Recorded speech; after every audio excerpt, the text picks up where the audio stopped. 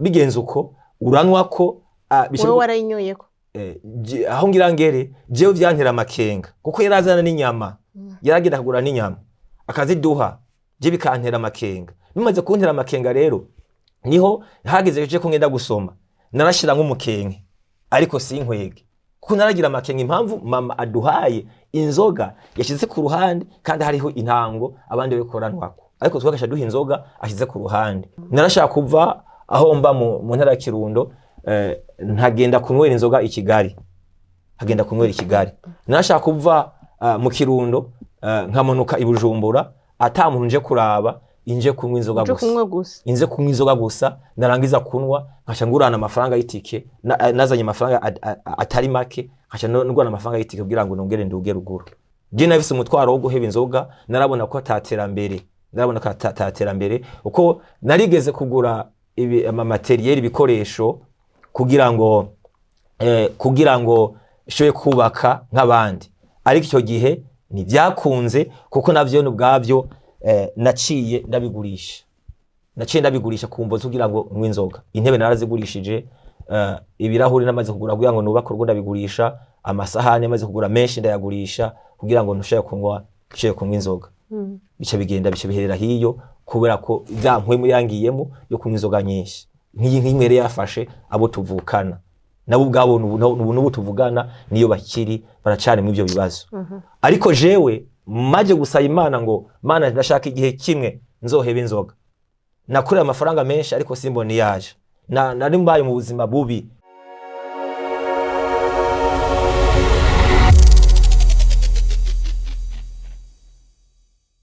Numunezero gusura kubana mwese bakunze ibiganiro bya HTV ndabaramukije ndabaye kandi nikaze mu kiganiro c'intahe ikiganiro c'intahe ni ikiganiro tuzi gifasha benshi kandi ni ikiganiro n'ukuri kivuga ibikorwa vyiza umwami Yesu yakoze mu buzima bwacu duhereye ku nkuru nziza y'agakiza duhereye ku gakiza twaronse n'imwe rizima ako nako nta wundi yakaduhatara umwami wacu Yesu Kristo uwo nawe yarapfuye kandi arongera arazuka kandi azonagaruka ukuri tuvuze ngo twarakiriye Yesu umwami n'umukiza mu buzima bwacu bifise igiciro kinini mbega kuri we fite igiciro kihe uno munsi rero twazanye twanose umutumire w'iteka yaje kuduteteka mu kintu kiganiro cacu aje kudushingira intahe y'ivyo Yesu yakoze mu buzima bwiwe ivyo navyo yakoze nuko yamuhaye agakiza yari umuntu muraza kumva aho yarari muraza kumva ko yaramerewe muraza kumva ivyo ari bimugoye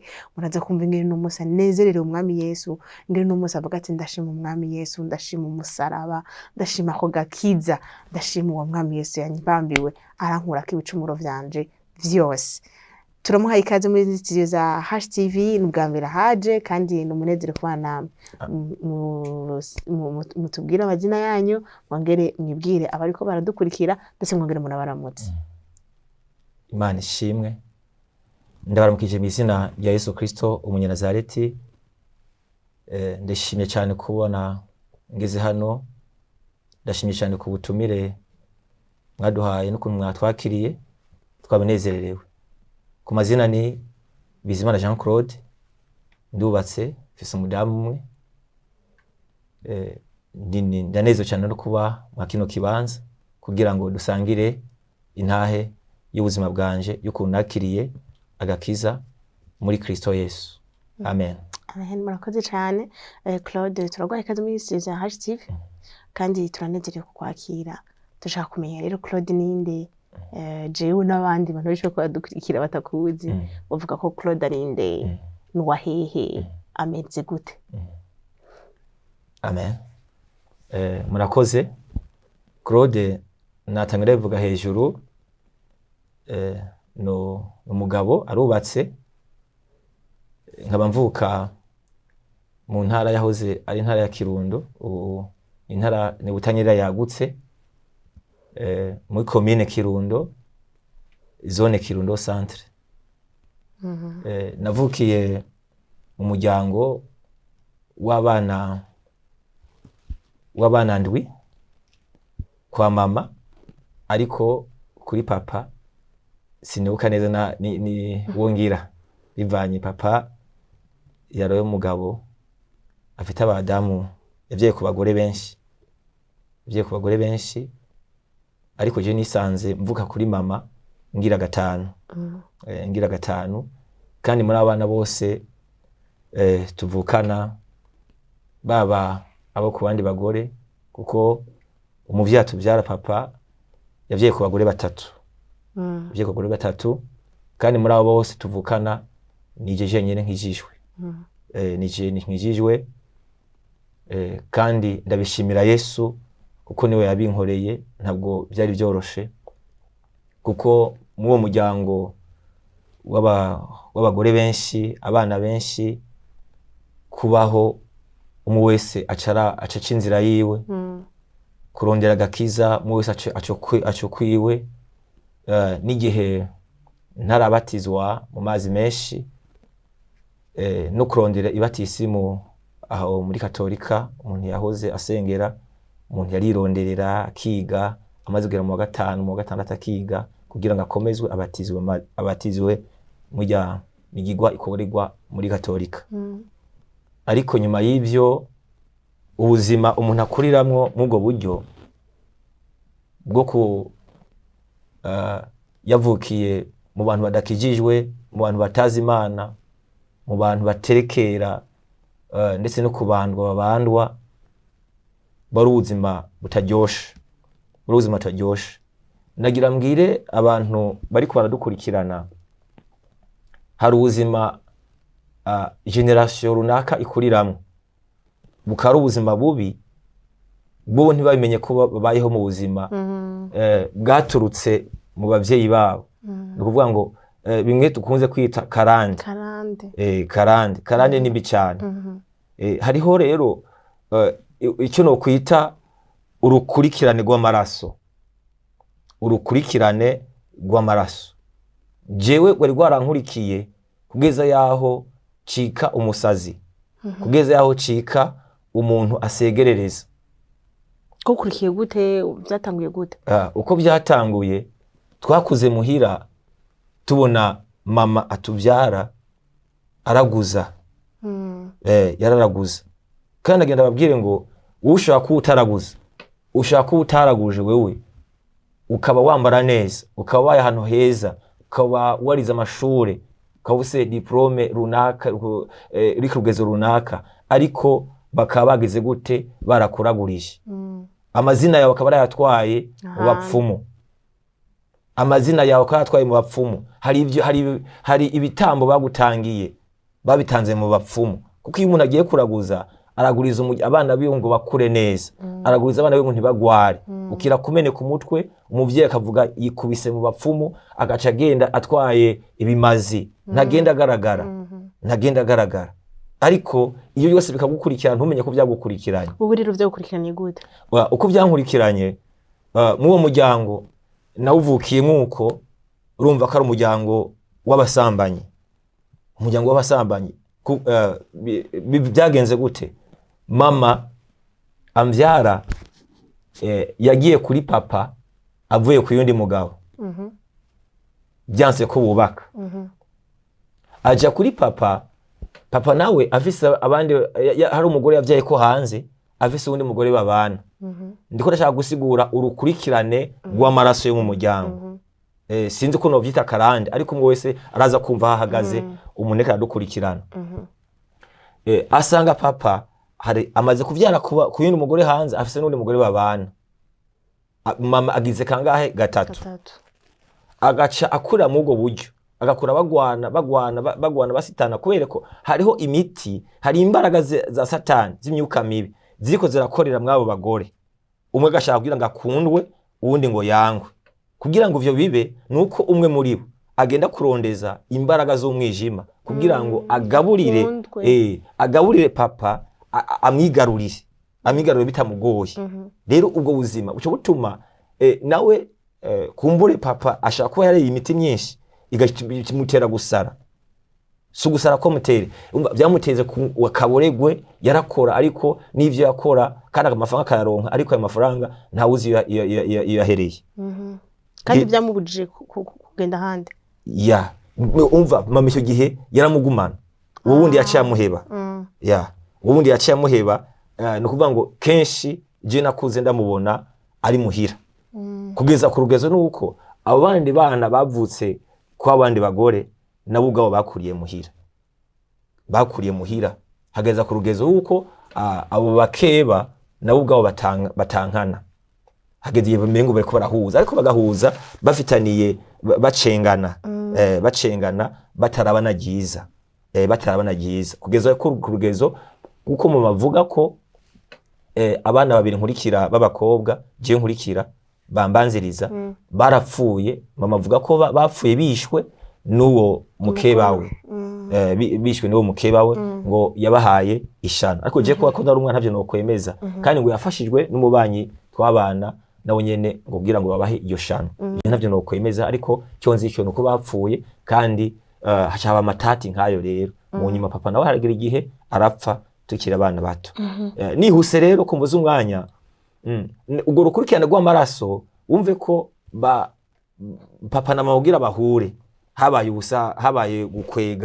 gukwega afise uwundi mugore mama nawe aza avuye ku yundi mugabo abana babo rero ariko nanje ndimwe mwabo bana nabo ubwabo twace dukurira mu bwo buzima ntabwo twakurije ntabwo nakuriye mu buzima bwo kuja kwa muganga kugwara ngo nje kwa muganga ubwo naragwara mama gahamagara abapfumu umuntu mwana gwaye mama gahamagara abapfumu umene ku mutwe mama gahamagara abapfumu umupfumu ataje ahubwo agaca murubikana imiti yo kuguha hari umuti bateka n'ibindi bagusiga n'ibindi bakubwira ngo ni wimotereze uracukira kandi icyo gihe rero nagira mbwira ariko adukurikirana iyo umuntu agiye kuraguza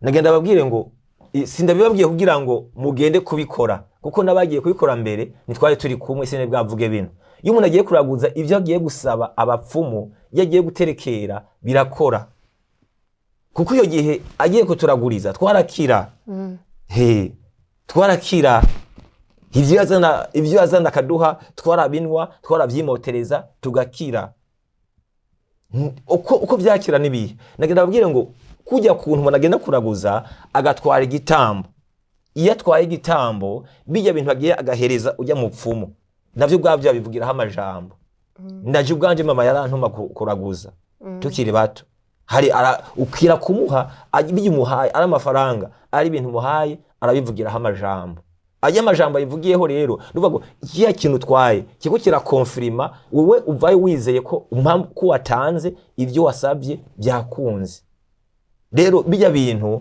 bagiye kubirondera birakira gusa mu gukira kwawe hariho connection hariho urukurikirane rugukurikira bivuye kuri wa mupfumu arakujera nuva iyo akeneye amafaranga aca hari ibintu arungika bikagutera kugira ngo wongere usubireyo mugabo mwamusinanye amasezerano abantu bagenda ku bapfumu bariko barasinyanira amasezerano nabajya bapfumu na satani babagiye gusinya iki amasezerano hagati yabo nabo nuva abana bose bazivuza kuwo mupfumu nta kujya umuntu aba ari umuganga akamenyekana ko akura amenyo neza akamenya ko avura ingwara runaka neza iyo rero uwo muntu basanga bose bamurangiranira umuntu asagwaye cya gihimba bavuga ko avura neza bagaca bagenda kuwo muntu bamaze kurangiranira n'umupfumu nikakora rero ashaka kugira ngo agwize abantu benshi yakira rero icyo gihe hariho twiwacu hariho karande cyangwa se ikijanye n'ubusambanyi n'inzoga je uko navuye gute umva abo tuvukana bose hariho mushikanja ankurikira jewe nawe ubwiwe umugabo ari n'umugabo agira kabiri uwa mbere agiye kubaka biranga umva ni ya rwarukurikirana rw'amaraso go kuri mama umutoyi wanje akurikira uwo mushikanja nkurikira nawe uye umudama afise ntabwo bubatse Kristo kandi biravuga ko ntibivugwa ahubwo nibyo uwo wundi mugore babanye yabanje kubyara ku yundi mwigeme ako acaramuta acatora wundi agira kabiri aca baja mu ikomine bakuru banje umwe nawe ubwiwe avyara ku bagore bo hanze uyundi yarishwe n'akaboregwe nta kintu na kimwe ashaka kurujera abandi bakuru banje bo kuwundi muvyeyi atari mama nabo ubwabo umwe muri bo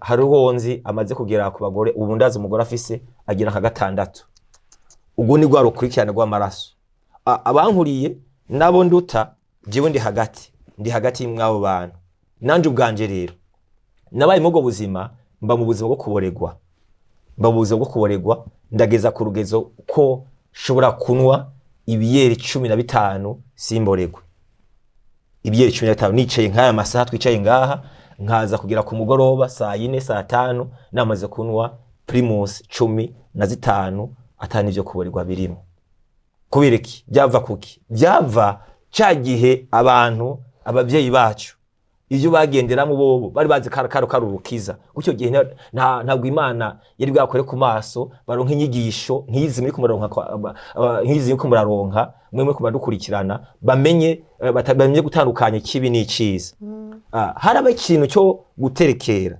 mama akagana inzoga agaca hengera inzoga itarasha rya nzoga ikiri mbisi itarasha agaca kuraho akayoga ke agashira ahantu mu gakuza canke mu gakono runaka mu gakono bakoresheje agashira ahantu mwifuruka agaca duha hari amajambo umupfumu yamubwiye avugireho hari imitongera muhaye mutongereraho aca bwira ati ngo genda ugira abana bawe bagire gute baze basomeko cya gihe rero iyo ugiye gusomako hariho imyuka mibi yinjira muri wewe iyo myuka mibi izo gukoreramwo maka wakiriye umwami Yesu maka wemeye ko Yesu aza muri wewe kandi Yesu yaje muri wewe ya myuka mibi irasohoka niyo mpamvu ndi ngaha shinga igishinga ntahe kugira ngo nawe ubyumve ni wamara kubyumva wowe utarakizwa wakira agakiza wakira umwami Yesu akugire neza kuko nanje maze kumwakira yarangiriye neza rero bigenze uko uranwa ko wowe warayinyoyeko aho ngira ngere jewe vyantera amakenga kuko yarazana n'inyama yaragenda kugura n'inyama akaziduha je bikantera amakenga bimaze kuntera amakenga rero niho hageze je ko ngenda gusoma narashira nk'umukenke ariko sinkwege kuko naragira amakenga impamvu mama aduhaye inzoga yashize ku ruhande kandi hariho intango abandi bikoranwako ariko twagasha duha inzoga ashize ku ruhande kandi ari ivy'umupfumu yamubwiye ngo genda ubikore ngo bazoba bariko bararindwa abandi bagenda bagasoma je nashangira sentage amayeri nagenda nkashira nk'umukenke nkambira nk'umuneka arasoma ariko sishishoye kumira ariko nutwo namize dukeye twarangireho ingaruka ni nayo mpamvu nanwa izo nzoga zose singire gute simboregwa amafaranga yose nakorera sinokubwira iyari nari ku rugezo kuko nakora amafaranga arenga ibihumbi 700 hafi miliyoni muri 2016-17 ariko amafaranga yose kugeza ino saha se no kugira ngo byarangiye guce narashaka kuva aho mba mu ntara ya Kirundo ntagenda kunywera inzoga i Kigali narashaka kuva mu Kirundo nkamanuka i Bujumbura ata muntu nje kuraba inje kunywa inzoga gusa narangiza kunwa nkaca ngurana amafaranga y'itike nazanye amafaranga atari make nkaca ngurana amafaranga y'itike kugira ngo nongere nduge ruguru mba mugo buzima ariko hambavu yaho kubera ko nasenga nkiri muri Katolika narasenga iyo yose byambako senga nasenga muri Katolika nari mujya bita ama groupe de louange mu fraternité kagenda nkasenga ariko nkasengana imitwaro nkasengana ku gahinda nkasengana imibabaro haguma ninginga Imana ndashaka umunsi umwe nzoheba inzoga je nafise umutwaro wo guheba inzoga narabona ko ataterambere uko narigeze kugura ama materiel ibikoresho kugira ngo shoye kubaka nk'abandi ariko icyo gihe ntibyakunze kuko navyo n'ubwabyo naciye ndabigurisha kumva tugira ngo nywe inzoga intebe narazigurishije ibirahuri namaze kugura kugira ngo nubaka urwo ndabigurisha amasahani namaze kugura menshi ndayagurisha kugira ngo ntushaye kunywa inzoga bice biherera hiyo kubera ko byampwemu yangiyemo yo kunywa inzoga nyinshi nk'inywere yafashe abo tuvukana nabo ubwabo n'ubu tuvugana niyo bakiri baracari mu ivyo bibazo ariko jewe maje gusaba Imana ngo Mana ndashaka igihe kimwe nzoheba inzoga nakorera amafaranga menshi ariko simboni yaje nari mbaye mu buzima bubi mu buzima novuga ngo budasobanutse nicaye ku gitanda mu gatondo nashaka kunywa inzoga nkataha saa 10 z'ubuca nkanywa simborego. Igihe kimwe turafata amafaranga n'umugenzi twanwana, nashinye kuvuga izina ryiwe, twarashoboye kunywera imiliyoni 7 mu mezi 2. Twazinywera amezi 2 mu mwaka wa 2018. Twazinywera imiliyoni 7, twazinywera amezi 2 sibwa zirarangiye. Mutimwa mwanuye. Twanywa inzoga, izi nzoga nyene ibiyeri biheze tukanywa za Royal tukanywa injabuka. Tukanywa injabuka. Kandi icyo gihe nta nabantu nta narukuku nta n'igikundi twagiramo yari twe twenyene n'ubundi mugenzi imwe canke se umugenzi nka batatu guco, ariko tukanwa twaratanguranwa mu kunwa twaratanguranwa. Akandi kazi mwakora mwaranwa gusa twaragakora, ariko umwanya munini twawumara mu kabari. Twaragakora ariko umwanya munini twawumara mu kabari. Nuva karangiye giki gihe narigisha nawe wundi yari umudokiteri, uyundi yari umwarimu, ariko je nkafise ibindi nkora ku ruhande, nari fise ububare bubiri. Ako sibwo nanweramwo, nagenda kunwera mu bundi mu kandi kabari siga ubwo bubare bw'iwanje. Rero byo amafaranga yose bunguka nkazandagira cyaherera yiyo. Rero tungwera imiliyoni 7 turi babiri amezi 2. Naguma ndirasa Imana ngo ndashaka igihe kimwe nzoheba inzoga. Inzoga ko nazihebye ntibyari byoroshe, ko naguma ndabisaba Imana. Icyo gihe Imana yaciye yugara inzira zose ngo nakura amafaranga. Ahantu hose nakura amafaranga Imana irahugara. Naho rafise abana benshi nigisha amakuru d'histoire, nkaronka abana 20 30. Icyo gihe uwo mwaka nakindonka abana 2. Uwo mwaka wa 2020 ndanga ntonga abana 2 bandihe 40 ku kwezi. Naho nakora ku ishure naronka pepre 1500 ku kwezi, mvuye kuri hafi miliyoni. Urumva y'amafaranga ku inzoga birarangiye biriyugaye. None cyo ntawe kuzana gusha ibintu byo mu nzu kugira ngo no kumve kundo kwipfuvya. Rero umva ko Imana imaze kugara ahantu nakora amafaranga, icyo ntangura kugwara cyo niyumvira komoka mve mu ntara ya Kirundo nomoke gisi no kugira impamvu gute unashitse ibujumbura. Sina nayivuze uwimba mu gisigara ca Bujumbura aho bita mu Kinama. Sinzi ko nahageze uko mu kuva mu ntara ya Kirundo kugira ibujumbura nahaje n'amaguru. Waje n'amaguru? Ya. Uhunga? Sinzi bya birabinteza, ariko nahaje n'amaguru. Nahaje n'amaguru, nahaje imisi myinshi, naje ndarara mu nzira, nahaje igihe kirekire, nkarara mu nzira. Acurara he? Uko naza ubwa mbere naraye mu nshuti, ndaye mu nshuti arandambigwa, maze hamaze imisi 3 acamira nkunyirukana ndabibona, cafata inzira narigeze mu Gasura, fashe inzira ire kwa mwene mukuru wa mama, fashe inzira nzi Ngozi, kaza ndamagura ko nafise udufaranga dukeya, mvuga ati tunzo dufunguramwo canke se ndonka agatiki.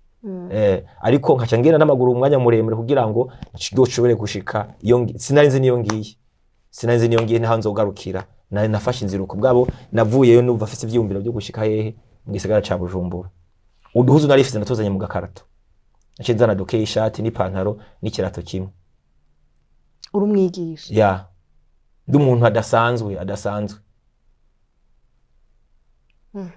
Maze gushika rero nkaze ndaraguza mu ibarabara, ndaraguza mu bibomoke, ndaraguza nibwo nisanga hano mu gisagara ca Bujumbura. Camurira n'umuntu twiganye, twahuriye kwa Siyoni, umuntu twiganye, ndamubwira ngo je mbaze imanutse mu gisagara ca Bujumbura, ko nari nje kuraba, naratevye kuza kandi namurwe ku telefone ndamubura, wumva bari kwa Mpindaro. Ca tugenda rampa indaro, ndahamaze 7, aca nawe caranyirukana. Amaze kunyirukana ndagenda ndaburaho ndara, cyasubirayo bwije ndara mu koridoro hanze, ko abahaba bari bamenyereye aho hantu, ndara mu koridoro hanze. Maze kurara mu koridoro hanze nzinduka ngenda, nako ndabwira Imana ndakwinginze, ubwo nabuze aho ndara, ndashaka ko abantu baza kuvyuka namaze gusohoka. Imana irabinkorera mbyuka bataravyuka cyo ndagenda. Camara igihe kirekire rero ndara mwibarabara kugeza n'igihe naraye mu giti. Naraye mu giti aha nyene mu gisagara ca Bujumbura. Naraye mu giti, narakirayemo 2 ariko sinakorotse. Aho hose Imana yari kumwe nanje. Mvuye kurara mu giti sinkoroke, uko nariko ndagenda nabuze aho ndariko ndabwira Imana ndara hehe. Imana ndiko ndarengana mwiri barabara ija kuri Kotebu, Imana ikimbwira ngo uburaro bwawe buri hajya mu giti. Ndacyurira afise ukuguru kubyimbye, kuguru kwarabyimbye kungana nk'uko mu gukura ipantaro nenda kuyitabura. Kubera iki kuguru kwa kubyimbye? Kubera urwo rugendo nagize n'amaguru. Maze gushika ino kugira ngo fungure nagenda gukora igihedi hariya kuri rya RNA rya bara RNA harako akora rya kanevu murayibona. Kuca kurabyimba nkorera ko nikora kambabuye kugira ngo sinibe kuca kurabyimba gukora ipantaro nenda kuyitabura. Rero ibyo birangiye ndagenda mvuye mu giti cenja ahantu mwibaraza hari urushengero ari niryo shengero ubu nyene shengeramo ishengero Nazareti. Hariho ibaraza ikizu baruka kitarahezwa kigenda kiryamamo kwezi kumwe amezi abiri abahasengera baca barambona. Bamaze kumbona umwe muri bo yari umwarimu w'urushengero arambona aca arafasha anyereka ukuntu ndo kwinjira ndani nkaza ndasenga. Kucyo gihe batarambona narinjira naragenda nkaharara nkaca mva ndahava butaraca saa 10 naho nyene ntazi yongiye. Je mu atino gisagara cya Bujumbura narigeze gusegerereza ngenda nyene usegereza kandi ntazi yongiye. Azunguka igisagara cyose ntaza hondi ntazi ngo bizogenda gute atabwenge nabuke afise. Rero maze kwinjira mu rushengero nkaza ndasenga barasengera kwa kuguru kurakira. Barasenga kurakira kumaze gukira Imana irafasha umupasteri mukuru waho arashara kunyemerera ngo mbishire kwibera mu rushengero ca ntangura mbayo ndahaba akigihe kiragera ndasohoka kuko byari hari hageze nyine ko sohoka. Maze gusohoka umuhanuzi ariko mu rushengero narasenga cyane nkaguma nizera Imana nizera amajambo y'Imana. Maze kuhaba ko naciye mbatizwa mu mazi menshi mu mwaka w'2020 naciye nakira Yesu ambera umwami n'umukiza. Ariko je mu kubatizwa kubera ko narisabye kera narifise intumbero bwira Imana shaka mve mwano mazi menshi nahindutse nabaye undi muntu mushasha ndakeneye ko inyota y'inzoga imperamo. Maze kubatizwa iby'inzoga ntivyaheze nabura amafaranga yo kunywa gusa ariko iby'inzoga ntivyaheze. Naramaze nk'amezi 2 ngenda kurondera inzoga mva aho twasengera mu Ngagara muri Nefu nkaza kunywa ubuheke ino kwa Sion. Nkaza kunywa impeke kwa Sion kugira ngo bo dusengara ntibambone. Ariko igihe cyo kuheba inzoga burundu nararyamye nza numva nyotewe ifana. Ce ndabyuka ngenda kugura ifana. Ce numva ndosa amahoro. Ce numva umutima wanje icyari ku mutima kirurutse.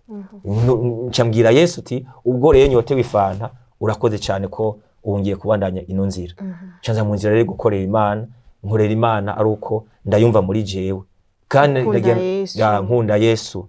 Nagira niko yadukurikirana umuntu ashaka kuba akaragashinga intahe akubwira ngo Yesu araryoshe akubwira ngo gusenga biraryoshe kwakira kiza biraryoshe ushaka utari kurabyumva ariko biraryoshe kuko umwami Yesu araryoshe cyane. Impamvu aryoshe nuko arahindura ubuzima.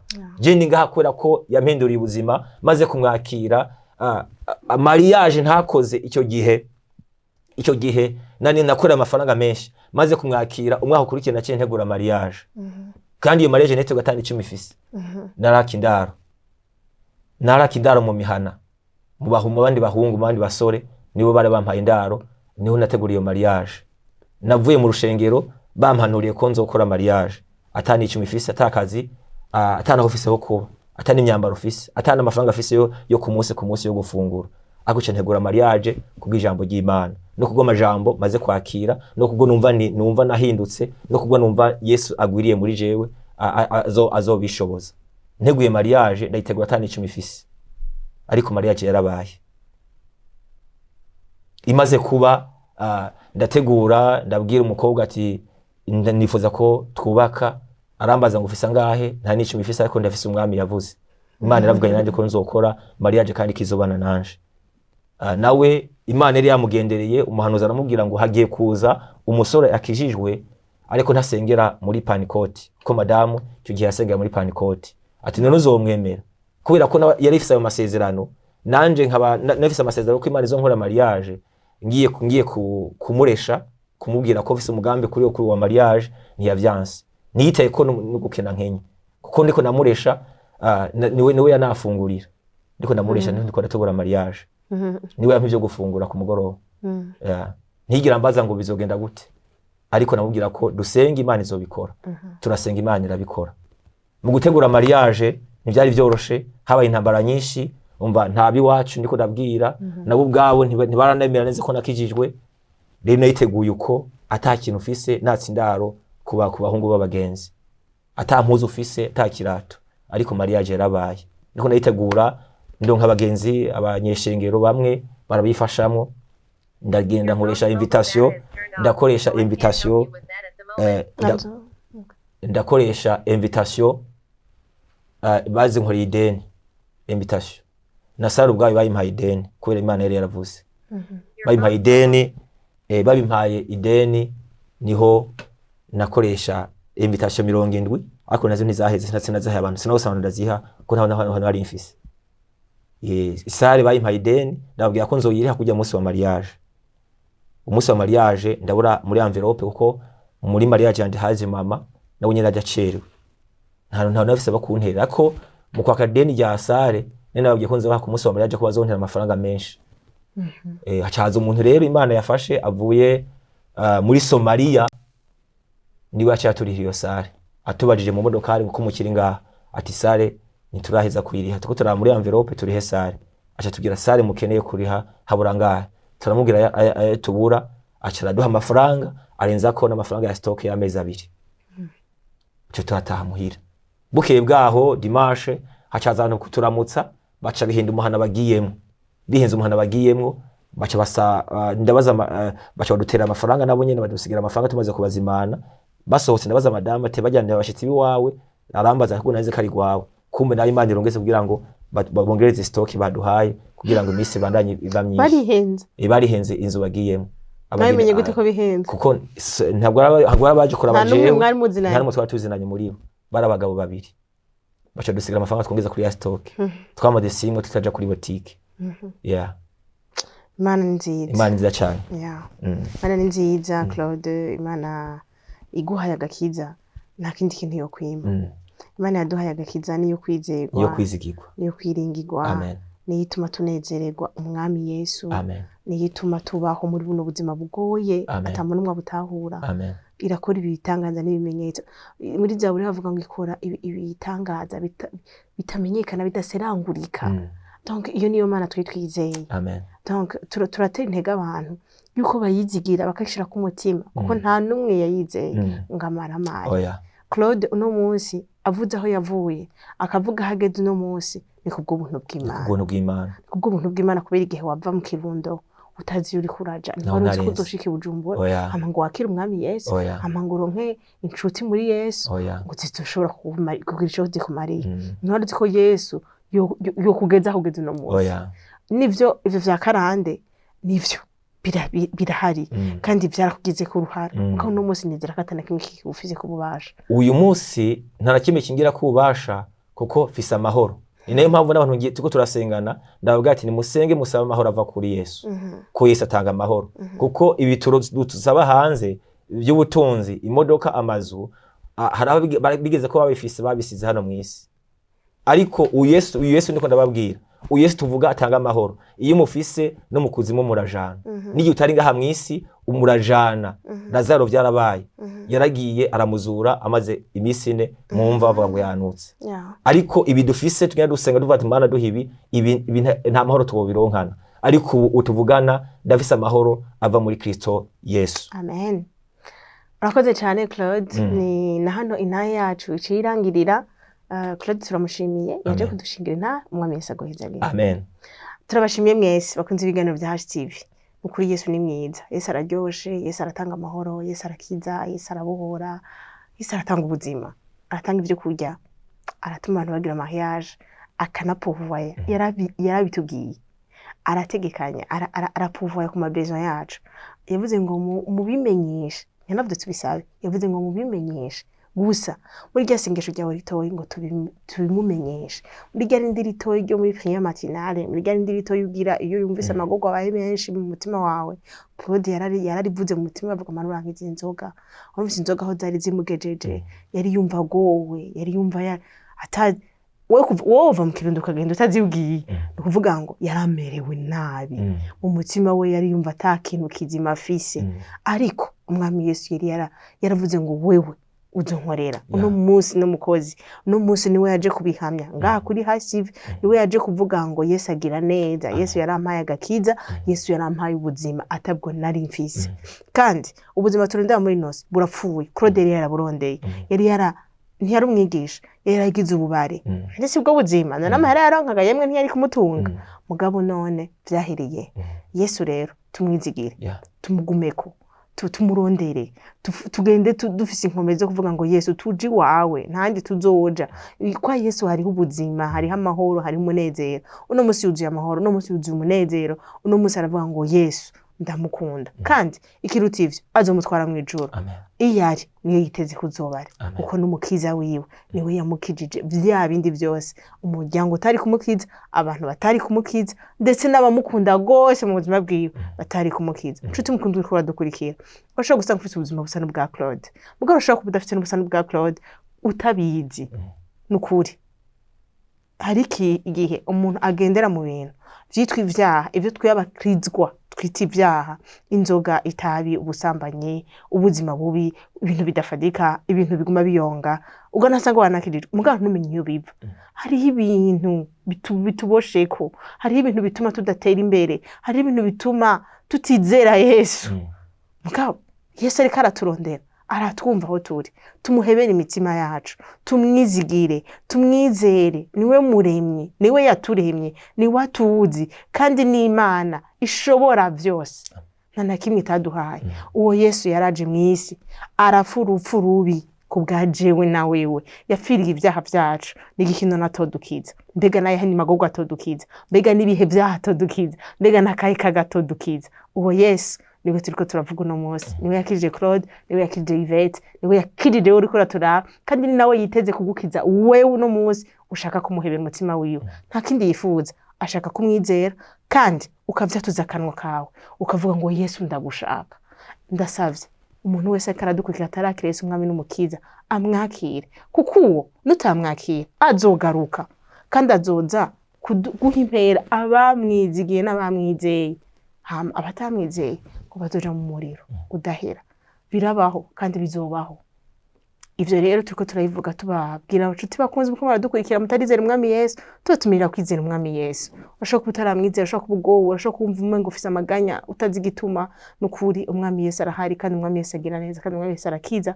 bisaba gusa ko tumwizera tukizera igikorwa yakoze ku musaraba ko yaducunguje ayiwe maraso kubw'ubuntu ntangere n'urukundo dukunda urukundo umwami Yesu yakunze abari mwisi niko gwatumye itanga umwana wayo ukinege kugira ngo umwizera wese ntazapfe rubi ntuzopfa rubi ni wamwizera ubu niwe twizeye no munsi uno Claude yizeye kandi Claude nibaza yuko ubuzima bwe yahindutse kandi bwahindutse kubera umwami Yesu mwakoze mwe mwese mwakomara dukurikira ubuntu bw'Imana bugure mu ngo zanyu no mu miryango yanyu kandi umwami Yesu abashoboze kwimwizigira no kumwizera mu byo muca mu mwese abataramwizera turabasengera ubuntu bwiwe bubamurikire umuco ubarasire aho muri hose kugira ngo mumwizere umwami Yesu abahezagire amen.